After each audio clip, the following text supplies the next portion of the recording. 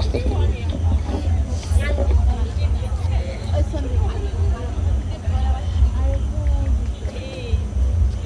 এই যে মুখুজ্জে, তোমার শ্যালক এলো বুঝি? আগে নায়ব মশাই, এই যে প্রসাদ দা, ইনি হচ্ছেন আমাদের সেরেস্থান নায়ব মশাই। এই যে দেখছি শিশু ভোলানাথ ভাবে বিভোর হয়ে রয়েছে সবসময়। বলি, মহাশয়ের নামটা কি? নিবাস কোথায়? আগে আমার নাম রামপ্রসাদ সেন, নিবাস হালি শহর। ঠিক আছে ঠিক আছে, আপনি এদিকে আসুন। এই আপনার গদি, মন দিয়ে খাতাপত্র দেখুন, হিসেবে যেন তছরূপ না হয়।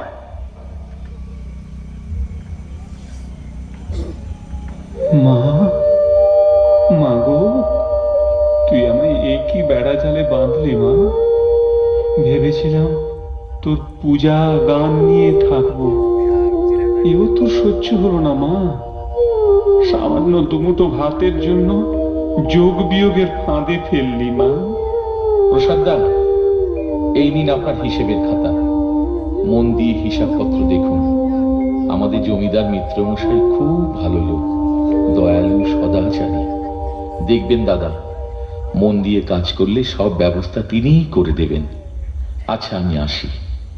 মায়ের যা ইচ্ছে তাই হবে।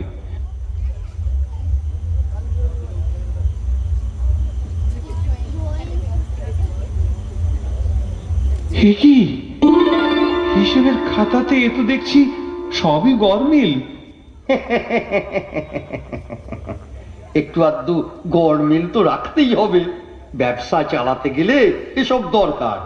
নিন নিন, আকাশ পাতাল ভেবে লাভ নেই, এখন মন দিয়ে কাজটা করুন। এই সব কাজ?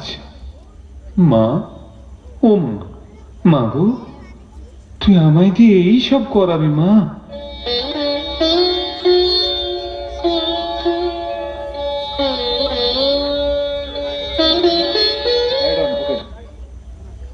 পরে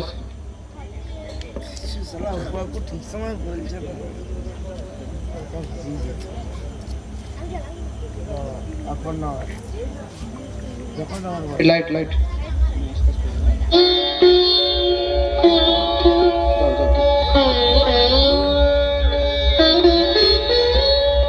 দেখতে দেখতে বেশ কিছুদিন কেটে গেল।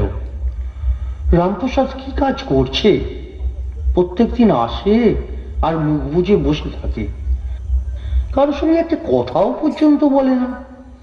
আজ আবার জমিদার বাবু সেরেস্তায় আসার কথা।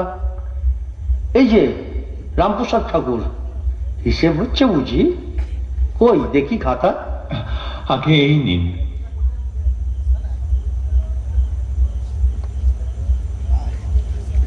কি সর্বনাশ করেছেন! হায় হায় হায় হায় হায় হায়, হিসেবের খাতায় একই লিখেছেন। কর্তাবাবু দেখলে আপনার কাজ তো যাবেই, সঙ্গে আমারও দফা শেষ। বলি বলি ও মুখুজ্জে, বলি কি লোক এনেছো হে? কেন নায়েব মশাই, কেমন লোক এসেছে? এতে আমার কোনো দোষ নেই, মুখুজ্জের বহু অনুরোধে একে বহাল করেছি। দেখুন দেখি এ কি সর্বনাশ করেছে। কই দেখি আপনার হিসেবের খাতা। আগে হুজুর, এই যে, বিশ্বাস করুন, আমি এসব লিখতে চাইনি। হিসেব লিখতে লিখতে কখন যে মা আমাকে দিয়ে এসব লিখেছেন তা আমি নিজেও জানি না। ন্যাকা, ভাজা মাছটা উল্টে খেতে জানে না। লোভ হুজুর, লোভ। এই যে হাজার হাজার টাকার ব্যাপার, তাই লোভ সামলাতে না পেরে লিখে ফেলেছে, আমায় দাও মাত্র বেলদারি, আমি নেম খারাপ নই শঙ্করী। নায়েব মশাই, আমি যখন এখানে উপস্থিত আছি তখন আপনাকে এ ব্যাপারে মাথা গলাতে কে বলেছে? আগে আগে মানে হুজুর, আমি জানি আমার এই অপরাধের ক্ষমা নেই। আপনার বিচারে আমার যে শাস্তি হয় আমাকে দিন, আমি মাথা পেতে তা গ্রহণ করব। নিশ্চয়ই শাস্তি তো আপনাকে পেতেই হবে। যে মহা অপরাধ আপনি করেছেন তার শাস্তি যদি আমি না দিই তাহলে এখানে হিসেবের খাতায় কি হবে তা জানি না, কিন্তু পরকালের চিত্রগুপ্তের খাতায় মহা ভুল থেকে যাবে সাধক। আচ্ছা, আপনি যে এই গান লিখেছেন, গিয়ে শোনাতে পারবেন? পারবো পারবো হুজুর। কই গান দেখি, শুনি। দে মায়ামায় তবিলদারি, দে মায়ামায় তবিলদারি, দে মায়ামায় তবিলদারি, আমি নিমক হারাম নই শঙ্করি, দে মায়ামায় তবিলদারি, দে মায়ামায় তবিলদারি।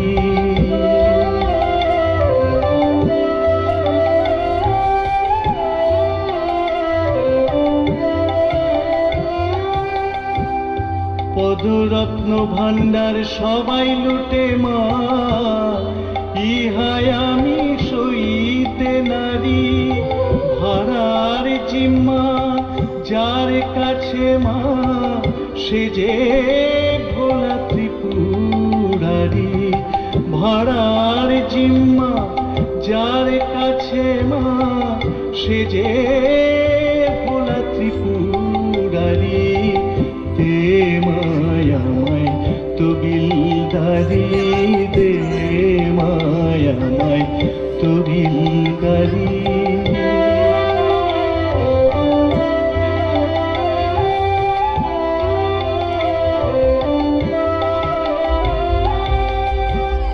অর্ধ অঙ্গ যায় গিরিতা, তবু শিবের মাইনে ভারী, আমি বিনা মাইনে চাকর, কেবল চরণ ধুলার অধিকারী, আমি বিনা মাইনে চাকর, কেবল চরণ ধুলার অধিকারী।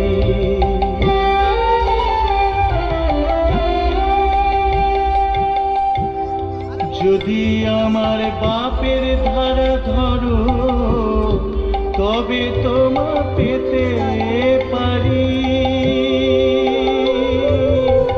মা, মা,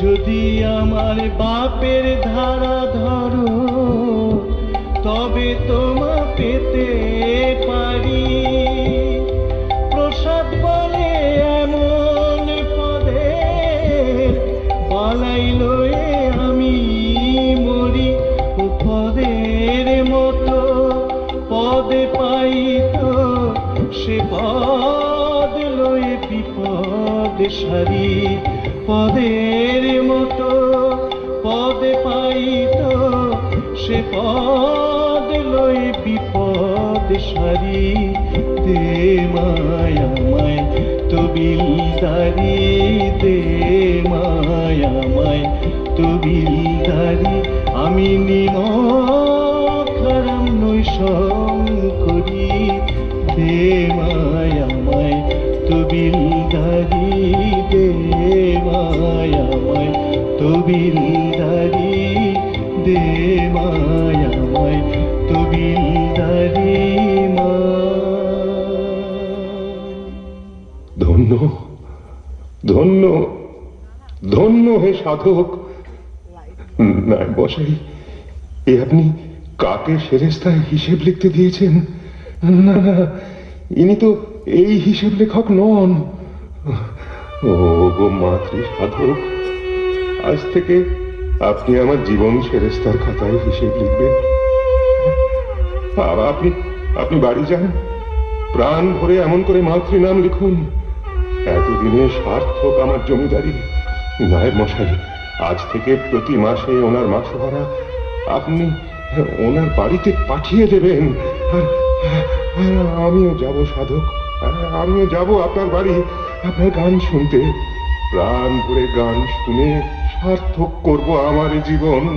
প্রণাম প্রণাম সাধক, প্রণাম প্রণাম।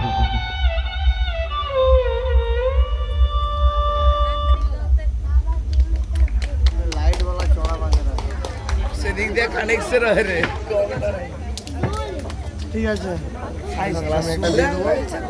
আরে সে তো ওই আজকে অনুষ্ঠান দেখতে হলো আমি উঠবো লাস্টে